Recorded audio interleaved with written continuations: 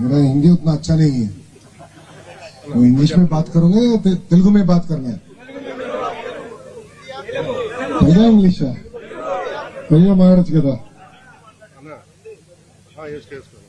ये मेरा हिंदी उतना अच्छा नहीं है भैया, अब सोशल मीडिया एज में है, अगर कुछ उल्टा पुल्टा बात कर दिया तो पूरे ट्रोल कर देगा मेरे को। అందరికీ నమస్కారం। గోసేవ చేస్తే దేవుడికి సేవ చేసినట్లే, కనిపించే దైవం గోమాత। గో సంరక్షణ అనేది మనందరి బాధ్యత। అందుకే నేను మంగళగిరి శాసన సభ్యుడైన తర్వాత లక్ష్మీ నరసింహస్వామి ఆలయం ఆధ్వర్యంలో గోశాల మళ్ళీ తిరిగి ప్రారంభించి అక్కడ పెద్ద ఎత్తున మన గోమాతల్ని కాపాడుకునే పరిస్థితికి వచ్చాం। నేను పాల వ్యాపారం చేసేవాడిని రాజకీయాలకు వచ్చే ముందు। ఆవు పాలు అనేది చాలా ఆరోగ్యకరమైనది।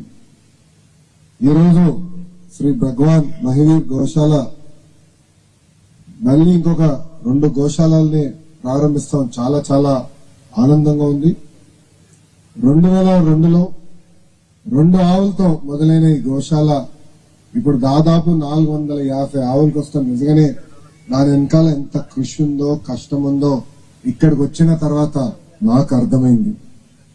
పెద్దలు అన్నట్టు అందరూ ఒకరే, ఇక్కడ హైరార్కీ లేదు, అందరం కలిసికట్టుగా ఆవుల సంరక్షణ కోసం పనిచేద్దాం అని చెప్తాం। నిజంగానే చాలా మంచి మాట, అది మీరు ఆచరణలో పెడతాం, చాలా చాలా ఆనందమైన విషయం।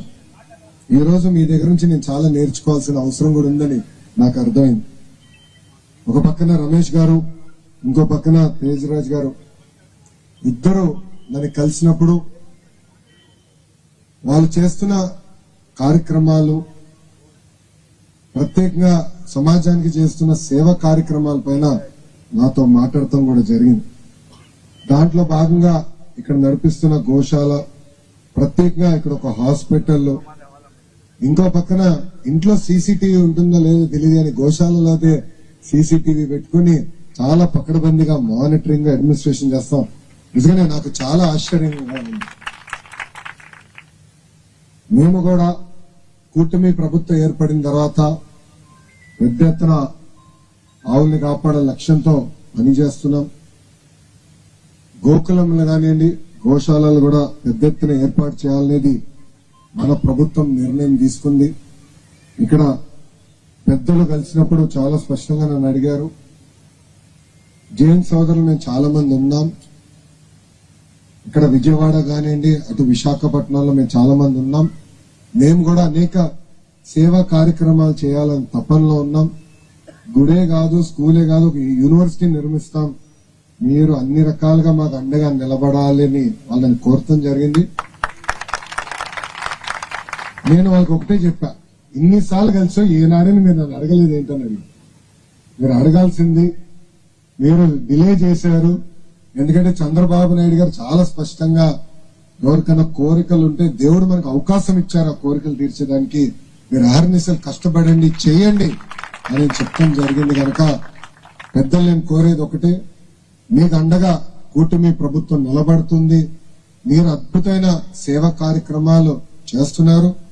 ఒక మాటలో చెప్పాలంటే సేవా కార్యక్రమం మీ రక్తంలోనే ఉంది, మీ రక్తంలోనే ఉంది, చేయాలని ఒక తపన ఉంది, ఒక కసి ఉంది, మీకు అండగా నిలబడాల్సిన బాధ్యత మా లాంటి రాజకీయ నాయకులపైన ఉంది।